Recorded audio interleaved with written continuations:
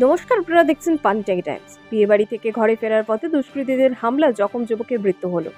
গত মঙ্গলবার রাতে নকশালবাড়ি চুকরিয়া মোড়ের এক বিয়েবাড়িতে খাওয়া দাওয়া শেষ করে বাড়ি ফিরছিলেন শান্তিনগরের চিউমিন বিক্রেতা জয় বর্মন।